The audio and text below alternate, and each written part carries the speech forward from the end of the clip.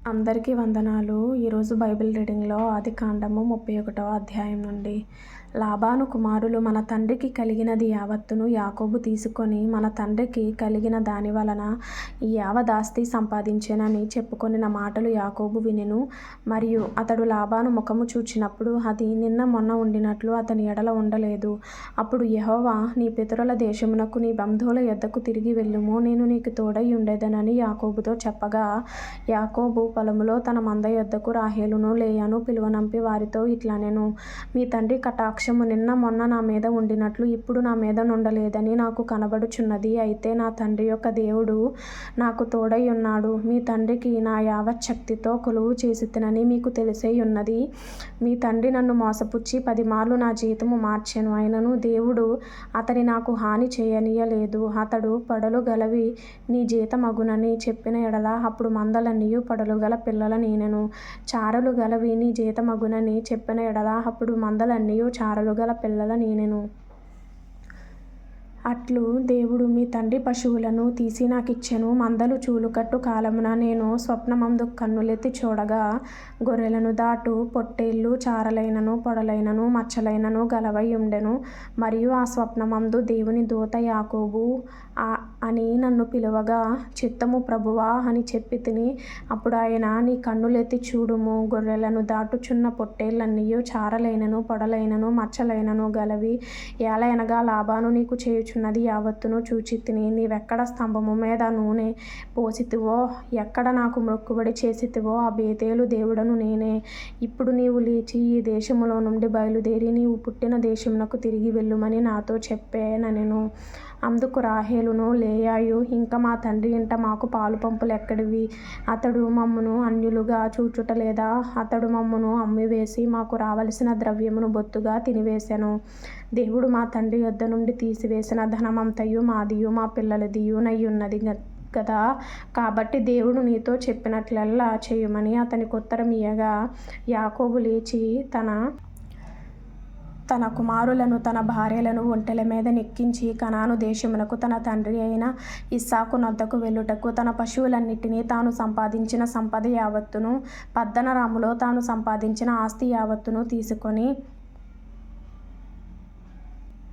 తీసుకొని పోయెను. లాబాను తన గొర్రెల బొచ్చు కత్తిరించుటకు వెళ్ళియుండగా రాహేలు తన తండ్రి ఇంటనున్న గృహదేవతలను దొంగిలెను. యాకోబు తాను పారిపోచున్నానని సిరియా వాడైన లాబానుకు తెలియచేయకపోవుట వలన అతని మోసపుచ్చినవాడాయెను. అతడు తనకు కలిగినదంతయు తీసుకొని పారిపోయెను. అతడు లేచి నది దాటి గిలాదను కొండతట్టు అభిముఖుడై వెళ్ళెను. యాకోబు పారిపోయెనని 3వ దినమున లాబానుకు తెలుపబడెను. అతడు తన బంధువులను వెంటబెట్టుకొని 7 దినముల ప్రయాణమంత దూరము అతని తరుముకొని పోయి గిలాదు కొండ మీద అతని కలిసి కొనెను.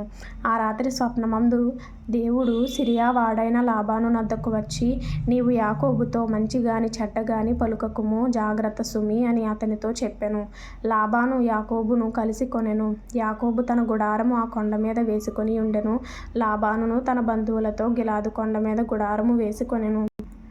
అప్పుడు లాబాను యాకోబుతో, నీవేమి చేసితివి? నన్ను మోసపుచ్చి కత్తితో చెరపట్టబడిన వారిని వలె నా కుమార్తెలను కొనిపోవనేలా? నీవు నాకు చెప్పక రహస్యముగా పారిపోయి నన్ను మోసపుచ్చితివేలా? సంభ్రమముతోనూ పాటలతోనూ మద్దెలతోనూ సితారాలతోనూ నిన్ను సాగనంపుదునే. అయితే నీవు నా కుమారులను నా కుమార్తెలను నన్ను ముద్దు పెట్టుకొననీయక పిచ్చి పట్టి ఇట్లు చేసితివి. మీకు హాని చేయుటకు నా చేతనవును. అయితే పోయిన రాత్రి మీ తండ్రి యొక్క దేవుడు, నీవు యాకోబుతో మంచిగాని చెడ్డగాని పలుకకుము, జాగ్రత్త సుమి అని నాతో చెప్పెను. నీ తండ్రి ఇంటి మీద బహు వాంఛ గలవాడవై వెళ్ళగోరిన ఎడల వెళ్ళుము. నా దేవతల నేల దొంగిలితివనగా, యాకోబు, నీవు బలవంతముగా నా యొద్ద నుండి నీ కుమార్తెలను తీసుకొందువేమో అనుకుని భయపడితిని. ఎవరి యొద్ద నీ దేవతలు కనబడునో వారు బ్రతుకకూడదు. నీవు నా యొద్దనున్న వాటిని మన బంధువుల ఎదుట వెదకి నీ దానిని తీసుకొనుమని లాబానుతో చెప్పెను. రాహేలు వాటిని దొంగిలెనని యాకోబునకు తెలియలేదు. లాబాను యాకోబు గుడారంలోనికి లేయా గుడారంలోనికి ఇద్దరి దాసీల గుడారములలోనికి వెళ్ళెను గాని అతనికి ఏమీయూ దొరకలేదు. తరువాత అతడు లేయా గుడారంలో నుండి బయలుదేరి రాహేలు గుడారంలోనికి వెళ్ళెను. రాహేలు ఆ విగ్రహములను తీసుకొని ఒంటె సామాగ్రిలో పెట్టి వాటి మీద కూర్చుండెను. కాగా లాబాను ఆ గుడారమందంతటను తడవి చూచినప్పటికీ అవి దొరకలేదు. ఆమె తన తండ్రితో, తమ ఎదుట నేను లేవలేనందున తాము కోపపడకూడదు, నేను కడగానున్నానని చెప్పెను. అతడెంత వెదకినను ఆ విగ్రహములు దొరకలేదు. యాకోబు కోపపడి లాబానుతో వాదించి అతనితో, నీవిట్లు మండిపడి నన్ను తరుమనేలా? నేను చేసిన ద్రోహమేమి, పాపమేమి? నీవు నా సమస్త సామాగ్రి తడివి చూచిన తరువాత నీ ఇంటి వస్తువులన్నిటిలో ఏది దొరికెను? నా వారి ఎదుటను నీ వారి ఎదుటను అది ఇట్లు తెచ్చిపెట్టుము. వారు మన ఉభయుల మధ్య తీర్పు తీర్చుదురు. ఈ 20 ఏండ్లు నేను నీ యొద్ద నుంటిని.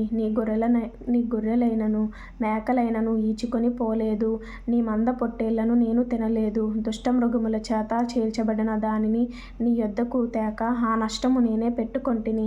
పగటియందు దొంగిలింపబడిన దానినేమి, రాత్రియందు దొంగిలింపబడిన దానినేమి నా యొద్ద పుచ్చుకొంటివి? నేను ఇలాగుంటిని. పగటి ఎండకును రాత్రి మంచుకును నేను క్షీణించిపోతిని. నిద్ర నా కన్నులకు దూరమాయెను. ఇది వరకు నీ ఇంటిలో 20 ఏండ్లు ఉంటిని. నీ 2 కుమార్తెల నిమిత్తము 14 ఏండ్లును, నీ మంద నిమిత్తము 6 ఏండ్లును నీకు కొలువు చేసితిని. అయినను నీవు నా జీతము 10 మారులు మార్చితివి. నా తండ్రి దేవుడు అబ్రహాము దేవుడు, ఇస్సాకు భయపడిన దేవుడు నాకు తోడై ఉండని ఎడల నిశ్చయముగా నీవు నన్ను వట్టి చేతులతోనే పంపివేసియుందువు. దేవుడు నా ప్రయాసమును నా చేతుల కష్టమును చూచి పోయిన రాత్రి నిన్ను గద్దించెనని లాబానుతో చెప్పెను. అందుకు లాబాను, ఈ కుమార్తెలు నా కుమార్తెలు, ఈ కుమారులు నా కుమారులు, ఈ మంద నా మంద, నీకు కనబడుచున్నది అంతయు నాది. ఈ నా కుమార్తెలనైనను వీరు కనిన కుమారులనైనను నేడు నేనేమి చేయగలను? కావున నేనును నీవును నిబంధన చేసుకొందము రమ్ము. అది నాకును నీకును మధ్య సాక్షిగా ఉండునని యాకోబుతో ఉత్తరమియ్యగా, యాకోబు ఒక రాయి తీసుకొని దానిని స్తంభముగా నిలువబెట్టెను. మరియు యాకోబు రాళ్ళు కూర్చుడని తన బంధువులతో చెప్పెను. వారు రాళ్ళు తెచ్చి కుప్ప వేసిరి. అక్కడ వారు ఆ కుప్ప యొద్ద భోజనము చేసిరి. లాబాను దానికి యగర్ షాహదోతా అను పేరు పెట్టెను. కింద ఫుట్నోట్లో సాక్షి కుప్ప అని ఉంది. అయితే యాకోబు దానికి గలేదు అను పేరు పెట్టెను. లాబాను, నేడు ఈ కుప్ప నాకును నీకును మధ్య సాక్షిగా ఉండునని చెప్పెను. కాబట్టి దానికి గలేదను పేరు పెట్టెను. మరియు మనము ఒకరికొకరము దూరముగా నుండగా యెహోవా నాకును నీకును మధ్య జరుగునది కనిపెట్టునని చెప్పెను గనుక దానికి మిస్పా అను పేరు పెట్టబడెను. అంతటా లాబాను, నీవు నా కుమార్తెలను బాధ పెట్టినను, నా కుమార్తెలను గాక ఇతర స్త్రీలను పెండ్లి చేసుకొనినను చూడుము, మన యొద్ద ఎవరునూ లేరు గదా? నాకును నీకును దేవుడే సాక్షి అని చెప్పెను. మరియు లాబాను, నాకును నీకును మధ్య నేను నిలిపిన ఈ స్తంభమును చూడుము, ఈ కుప్ప చూడుము, హాని చేయవలెనని నేను ఈ కుప్ప దాటి నీ యొద్దకు రాకను. నీవు ఈ కుప్పను ఈ స్తంభమును దాటి నా యొద్దకు రాకను ఉండుటకు ఈ కుప్ప సాక్షి, ఈ స్తంభమును సాక్షి. అబ్రహాము దేవుడు, నాహోరు దేవుడు, వారి తండ్రి దేవుడు మన మధ్య న్యాయము తీర్చునని చెప్పెను. అప్పుడు యాకోబు తన తండ్రి అయిన ఇస్సాకు భయపడిన దేవుని తోడని ప్రమాణము చేసెను. యాకోబు ఆ కొండ మీద బలి అర్పించి భోజనము చేయుటకు తన బంధువులను పిలువగా వారు భోజనము చేసి కొండ మీద ఆ రాత్రి వెళ్ళబుచ్చిరి. తెల్లవారినప్పుడు లాబాను లేచి తన కుమారులను తన కుమార్తెలను ముద్దు పెట్టుకొని వారిని దీవించి బయలుదేరి తన ఊరికి వెళ్ళిపోయెను. ఇప్పుడు ఆదికాండము 32వ అధ్యాయము. యాకోబు తన త్రోవను వెళ్ళుచుండగా దేవదూతలు అతనిని ఎదుర్కొనిరి. యాకోబు వారిని చూచి, ఇది దేవుని సేన అని చెప్పి ఆ చోటికి మహనయీము అను పేరు పెట్టెను. కింద ఫుట్నోట్లో 2 సేనలు. యాకోబు ఎదోము దేశమున అనగా షేయీరు దేశముననున్న తన సహోదరుడైన ఏశావునొద్దకు దూతలను తనకు ముందుగా పంపి, మీరు నా ప్రభువైన ఏశావుతో, ఇంతవరకు నేను లాబాను నొద్ద నివసించి ఉంటిని. నాకు పశువులు, గాడిదలు, మందలు, దాసదాసీ జనమును కలరు. నీ కటాక్షము నా యందు కలుగునట్లుగా నా ప్రభువునకిది తెలియజేయ నంపితినని నీ సేవకుడైన యాకోబు అనినని చెప్పుడని వారికి ఆజ్ఞాపించెను. ఆ దూతలు యాకోబు నొద్దకు తిరిగి వచ్చి, మేము నీ సహోదరుడైన ఏశావు నొద్దకు వెళ్ళితిమి. అతడు 400 మందితో నిన్ను ఎదుర్కొనవచ్చుచున్నాడని చెప్పగా, యాకోబు మిక్కిలి భయపడి తొందరపడి, ఏశావు ఒక గుంపు మీదికి వచ్చి దాని హతము చేసిన ఎడల గుంపు తప్పించుకొని పోవుననుకొని తనతోనున్న జనులను, మందలను, పశువులను, ఒంటెలను 2 గుంపులుగా విభాగించెను. అప్పుడు యాకోబు, నా తండ్రి అయిన అబ్రాహాము దేవా, నా తండ్రి అయిన ఇస్సాకు దేవా, నీ దేశమునకు నీ బంధువుల యొద్దకు తిరిగి వెళ్ళుము. నీకు మేలు చేసేదనని నాతో చెప్పిన యెహోవా, నీవు నీ సేవకునికి చేసిన సమస్తమైన ఉపకారములకును సమస్త సత్యమునకును అపాత్రుడను. ఎట్లనగా నా చేతి కర్రతో మాత్రమే ఈ యొర్దాను దాటితిని. ఇప్పుడు నేను 2 గుంపులైతిని. నా సహోదరుడైన ఏశావు చేతి నుండి దయచేసి నన్ను తప్పించుము. అతడు వచ్చి పిల్లలతో తల్లిని నన్ను చంపునేమో అని అతనికి భయపడుచున్నాను. నేను నీకు తోడై నిశ్చయముగా మేలు చేయుచు విస్తారమగుట వలన లెక్కింపలేని సముద్రపు ఇసుక వలె నీ సంతానము విస్తరింపజేయుదునని సెలవిచ్చితివే అనెను. అతడు అక్కడ ఆ రాత్రి గడిపి తాను సంపాదించిన దానిలో తన అన్నయైన ఏశావు కొరకు ఒక కానుకను, అనగా 200 మేకలను, 20 మేకపోతులను, 200 గొర్రెలను, 20 పొట్టేళ్లను, 30 పాడి ఒంటెలను, వాటి పిల్లలను, 40 ఆవులను, 10 ఆబోతులను, 20 ఆడు గాడిదలను, 10 గాడిద పిల్లలను తీసుకొని మందను వేరువేరుగా తన దాసుల చేతికి అప్పగించి, మీరు మందకు నడుమ ఎడముంచి నాకంటే ముందుగా సాగిపోండని తన దాసులతో చెప్పెను. మరియు వారిలో మొదటివానితో, నా సహోదరుడైన ఏశావు నిన్ను ఎదుర్కొని, నీవెవరి వాడవు, ఎక్కడికి వెళ్ళుచున్నావు, నీ ముందరనున్నవి ఎవరివని నిన్ను అడిగిన ఎడల, నీవు, ఇవి నీ సేవకుడైన యాకోబువి, ఇది నా ప్రభువైన ఏశావు కొరకు పంపబడిన కానుక, అదిగో అతడు మా వెనుక వచ్చుచున్నాడని చెప్పుమని ఆజ్ఞాపించెను. అట్లతడు, నేను ముందుగా పంపుచున్న కానుక వలన అతని సమాధానపరచిన తరువాత నేను అతని ముఖము చూచెదను. అప్పుడతడు ఒకవేళ నన్ను కటాక్షించుననుకొని, మీరు ఏశావును చూచినప్పుడు ఆ చొప్పున అతనితో చెప్పవలెననియు మీరు, ఇదిగో నీ సేవకుడైన యాకోబు మా వెనుక వచ్చుచున్నాడని చెప్పవలెననియు 2వ వానికిని 3వ వానికిని మందల వెంబడి వెళ్ళిన వారికందరికిని ఆజ్ఞాపించెను. అతడు కానుకను తనకు ముందుగా పంపించి తాను గుంపులో ఆ రాత్రి నిలిచెను. ఆ రాత్రి అతడు లేచి తన 2 భార్యలను, తన 2 దాసీలను, తన 11 మంది పిల్లలను తీసుకొని యబ్బోకు రేవు దాటిపోయెను. యాకోబు వారిని తీసుకొని ఆ ఏరు దాటించి తనకు కలిగినదంతయు పంపివేసెను.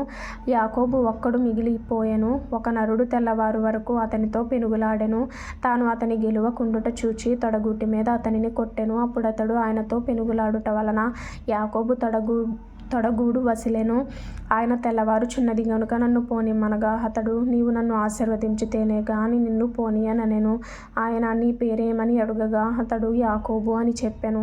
అప్పుడు ఆయన, నీవు దేవునితోనూ మనుషులతోనూ పోరాడి గెలిచితివి గనుక ఇక మీదట నీ పేరు ఇశ్రాయేలే గాని యాకోబు అనబడదని చెప్పెను. కింద ఫుట్నోట్లో దేవునితో పోరాడువాడు.